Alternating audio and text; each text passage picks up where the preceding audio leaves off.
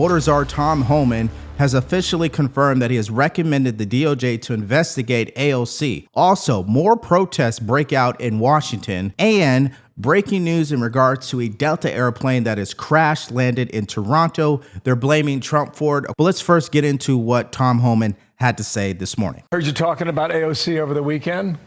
Do you believe she is breaking the law? I'll leave that up to DOJ. What I find disturbing is that any member of Congress wants to educate people how they evade law enforcement. You can claim you're educating those constitutional rights. Okay, you can keep that claim. What she in fact doing is telling people don't open your door, hide in your home, don't talk to ICE. We're talking about people who are in the country illegally, committed a crime. They're a public safety threat. They've been convicted of serious crime, and they've been ordered removed by a federal judge. So it's like AOC and others don't want ICE to enforce the laws that they enacted. She's a member of Congress. Let us enforce the laws you enacted. That's what we're supposed to do. You can't go after her. Do you think others should? No, I think I've asked DOJ, where is that line of impediment, of interference? Now, if someone stands in your way, prevents you from arresting somebody, put your hands on it, that's impediment. But what line is telling people to hide from ICE, not open the door? Where do you cross that line on impediment? So I've simply asked the Department of Justice, give us that line. You have talked to them about this. That's what you're saying? Absolutely. Wow. We'll see where that goes. Tom Homan, I'm out of time. So you heard it. Clearly, he recommended DOJ to investigate AOC, and they should. It doesn't mean she's going to be arrested or go to prison, anything of that nature. But guys, I mean, when you have actual people in Congress helping illegal aliens avoid deportation, you know we have issues. And the problem is, politically, this is not good optics. Majority of America voted for this. And the fact that she's at the top of the list trying to help illegal aliens avoid being deported just proves the point of the election, which is progressives and particularly Democrats, they're out of touch on this one. And of course, we do have an example of that. CNN interviewed Arizona voters who voted for Biden in 2020, then voted for Trump. Here's what they had to say about his presidency so far. Talked to some Arizona voters who switched from voting for Joe Biden in 2020 to Trump in 2024. And so far, they mostly like what they see. I just think he's trying to get America back on track as quickly as possible, given the state that it was left in from the previous administration. It feels more merit and transparency that I'm getting from the administration so far. I approve of a lot of the stuff that he's doing with the border and everything. He's put other countries on notice that were to be taken seriously. For the most part, I feel like he's on the right track by keeping transgenders out of women's sports. That's number one. All 11 Biden-Trump voters say they approve of Donald Trump's first weeks in office. Now, if you watched our video from yesterday, then you're not shocked by this announcement because there was a poll that showed that majority of Americans support what President Trump is doing.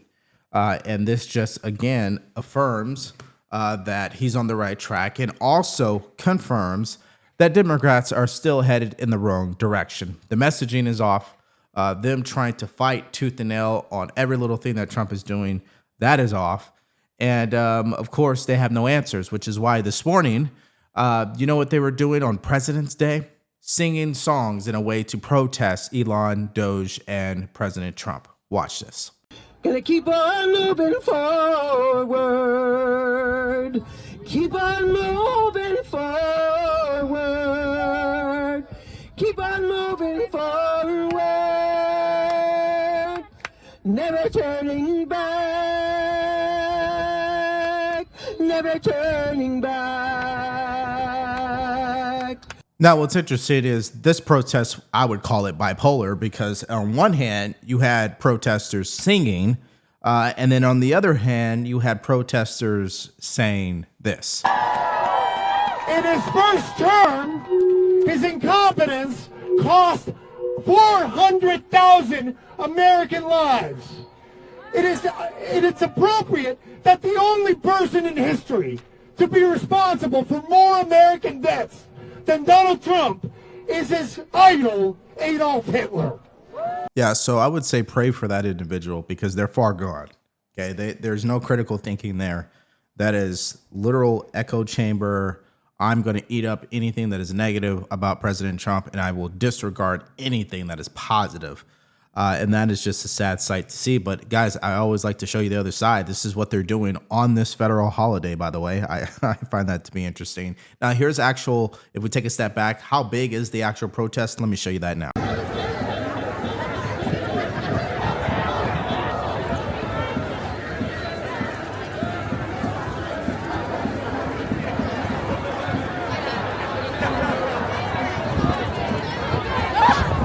Now, the one thing that I can give credit to Democrats for is how easily they can program their base to do what you just saw in that clip.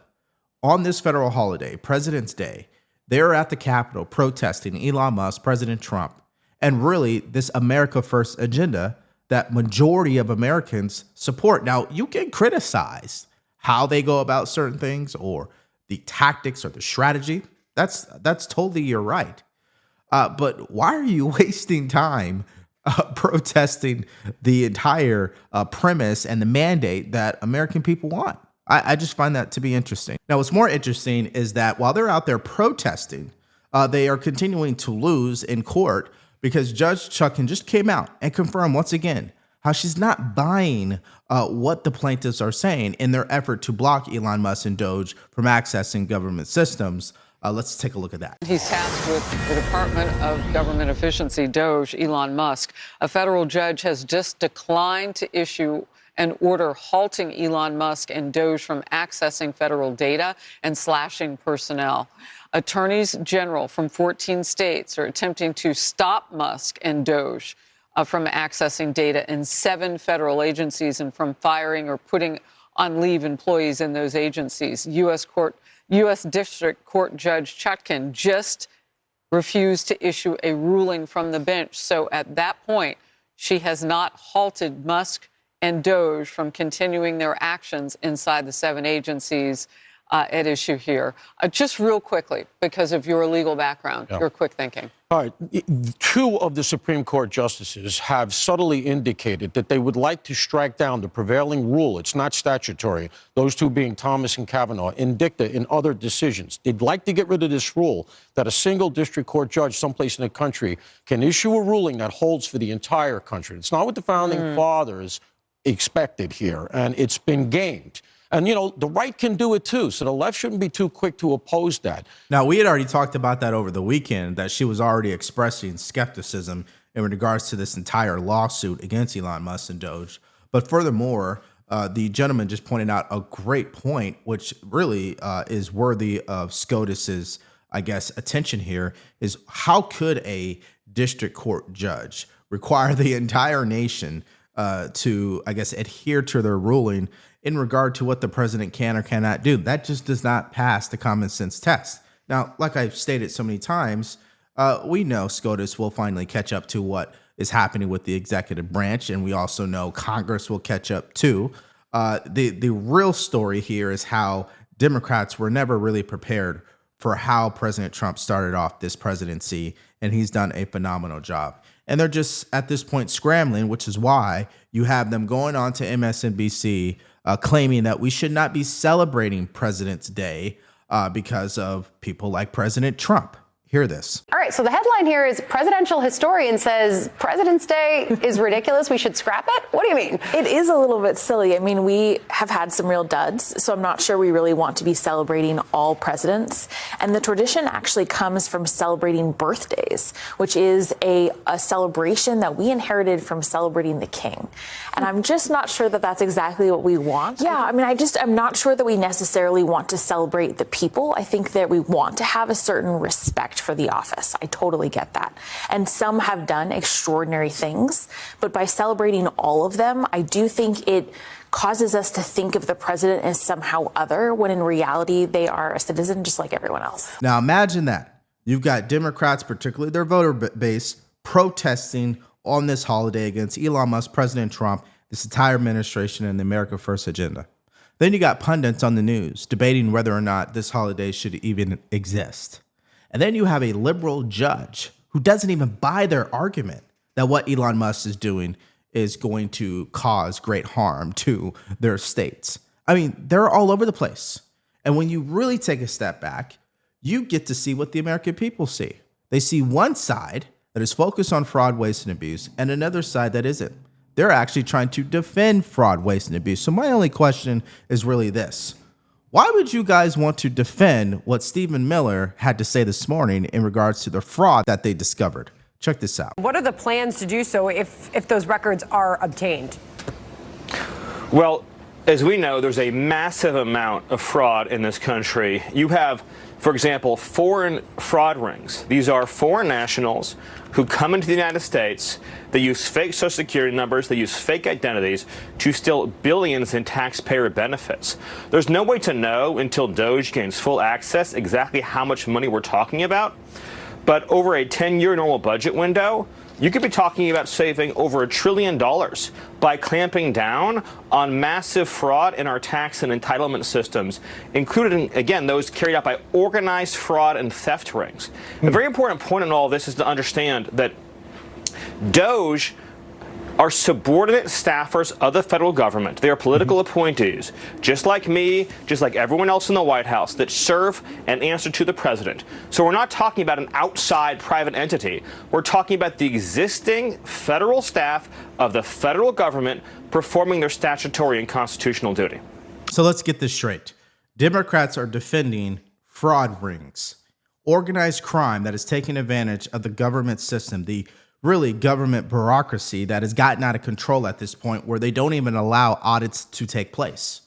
And they feel so entitled that they don't even believe that they could be fired. They believe they're above the law.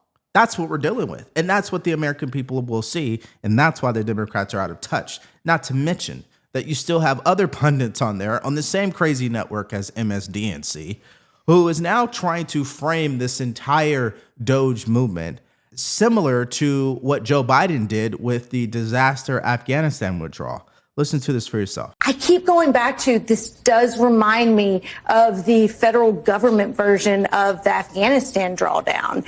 Everyone agreed it was pretty much a bipartisan consensus. We needed to get out of Afghanistan. The way we went about doing it was horrible. We could have done it in a better way. Right now, we agree that there's waste in the federal government and that everyone would like to cut the deficit and cut spending. The way they're going about it, it makes no sense. They need to be more strategic about what they're cutting and where, and have some success, have some early success to show that the mission can continue before you just decimate and hollow out critical areas like nuclear security. So you mean to tell me that the government workers that are losing their job, even if these are workers who say are essential, that is the same as 13 service members losing their lives due to incompetence? That President Biden, who ordered the withdrawal in the way that he did and executed it in the way that he did, including the military generals, that is the same as what Trump is doing? I mean, I wonder sometimes, do they even go back and re-listen to what came out of their mouth? Because it doesn't make any sense. You're talking about people who lost their lives, not some government workers who got fired. There's a difference there. And so what I believe they should be focusing on is the level of fraud that exists within the federal government that they refuse to acknowledge, but they know is there. And to give you an example of that, here is Stephen Miller again talking about that fraud within the IRS. Can you give assurances to people who faithfully pay their taxes in this country? The DOGE isn't just going to go randomly sifting through the records and maybe come across the personal private records of a lot of Americans. I can give absolute 100% insurance. I give you complete and total assurance on that point. We are talking about performing a basic anti-fraud review to ensure that people are not engaging in large-scale theft of federal taxpayer benefits. I mean, for example, we pay billions of dollars a year in child tax credit payments to illegal aliens. Billions with a B. So these are systematic, programmatic reforms that we're talking about here. And as far as protecting the secrecy of tax records, the IRS has been weaponized at the career level against the American people for years now. This has been one of the most invasive arms of the federal government, engaging in capricious and politically based audits, leaking taxpayer information for political reasons. We are restoring the neutrality We are restoring ethics.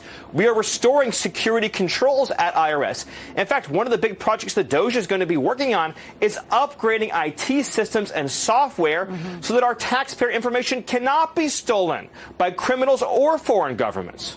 Now, most Americans, if they heard exactly what Stephen Miller said there, they would continue to not only double down, but triple down on their support for what President Trump and Elon Musk has pledged to do. Get the fraud, waste, and abuse out of the federal government, trim the fat. That's exactly what's taking place. However, you still are going to have people on the other side of this debate not even talking about the fraud. You know what they're talking about? Trying to hit back at President Trump and to find leaders in their party to stand up and say something about all this, which I find to be laughable, but here is an example of that. But listen, I just did a chat with my Substack subscribers on Sunday. The furor and just the anger that the base is feeling towards our leaders because they felt abandoned. They feel abandoned. They feel like nobody's out there standing up for their values right now. And these are people who are progressive Democrats, but they're also people who are moderate Democrats. This is across the board. This is not a matter of ideology. It is a matter of whether we have people in charge who are fighters or people in charge who are cowering. Donald Trump did not get a mandate. He did not have a mandate.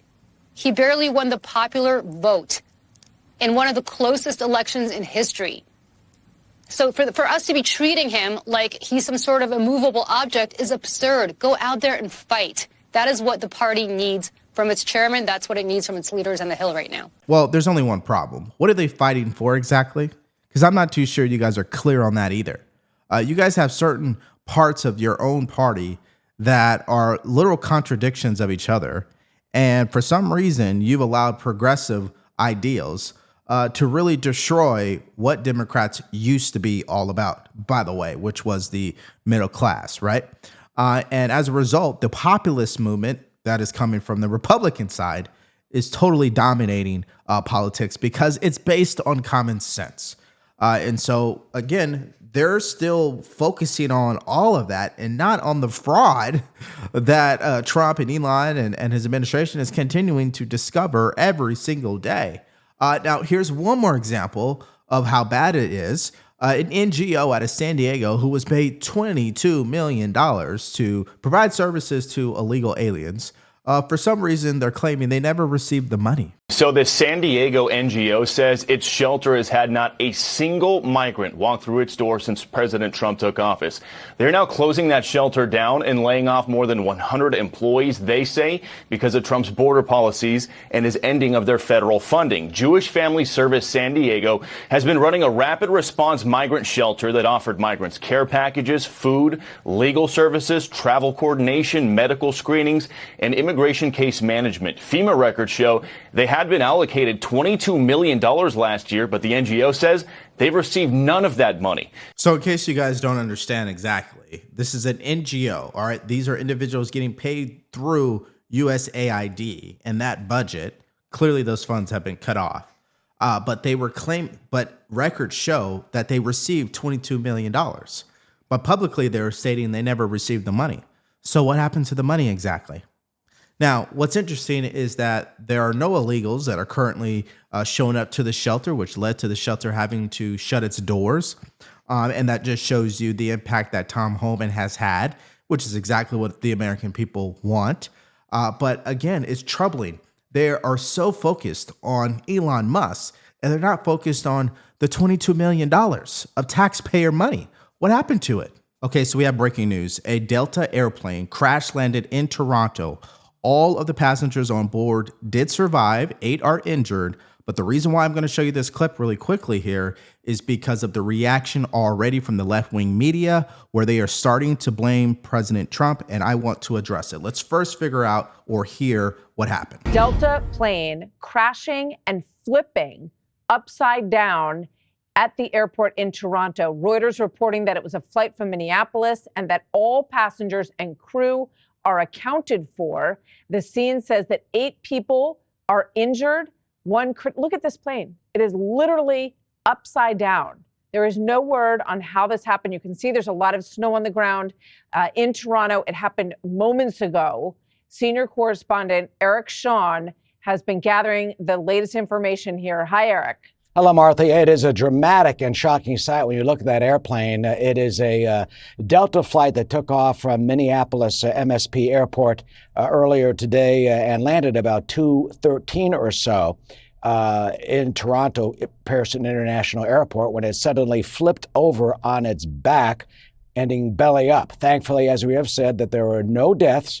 There are 8 injuries reported. Officials, paramedics on the scene say of those injuries, 1 person is in critical condition. The rest are mild to moderate injuries. Now, before people lose their mind and believe this is due to malfunctioning of the airplane, let's just understand the conditions. Clearly, the runway was icy. That's number 1. Number 2, clearly this is bad weather. Number 3, which is probably the most impactful, is the wind. It is being reported that they were landing in 75 mile per hour winds. I mean, that is crazy for an airplane to try to land, in my opinion. So that's what we know at this point. That's really tragic that this took place. Now, what's more of a tragedy is the reaction from NBC, who is suggesting that President Trump is to blame for all of this. Listen to it for yourself. I did want to, underscore, to pick up on the conversation you were just having, though, in terms of the recent string of aviation incidents, Tom. This is going to yet again raise the concern about FAA staffing, air traffic control staffing. Now, this is a Canadian air traffic control tower, and this is under Canadian authority once it crosses the border. And yet, as you know, there has been this talk about maybe staff cuts at the FAA as a part of President Trump's effort to trim down the federal workforce. And yet, as you also know, the FAA has been complaining for years that they are understaffed in critical job positions, especially air traffic control. I was having a conversation with somebody today about whether air traffic control in America is being affected by the staff cuts. So far, not to their knowledge, and yet other positions related to maintaining critical equipment appear to have been cut. So this is going to feed into all of these recent incidents, and the safety of the total air traffic system is going to be very much a part of the conversation as we go forward, at least on this side of the country, of the border, I should say. Okay, so let's just use his own words to debunk this. He stated that this is Toronto's air traffic control in Canada's airspace, okay? The cuts have nothing to do with Canada's FAA, if that's even what it's called. If you guys know, correct me in the comment section. And once again, the executive order did not apply to the air traffic controllers, the federal government, because they are essential. It applied to people who are working from home.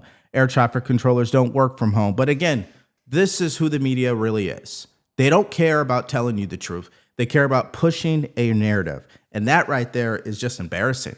Why would you say that at this time, knowing this has nothing remotely to do with President Trump?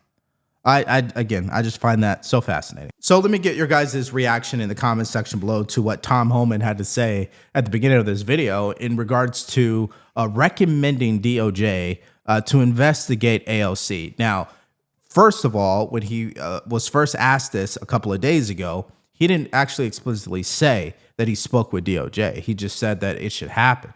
Now that he has confirmed that he has spoken to them, do you believe that to be the right thing, that she should be investigated? Let me know in the comment section below. Now, I do know someone that should be investigated, and that is Hakeem Jeffries, because yesterday he stumbled during an interview when a new poll came out showing overwhelming support for President Trump. And I don't believe you're going to want to miss this, because there were additional stories that continue to show the Democrats scrambling all over the place because they have no answer for what's happening at this point. Now, if you're interested in that video and you want to check it out for yourself, all you have to do is click on it, because it's coming up right now.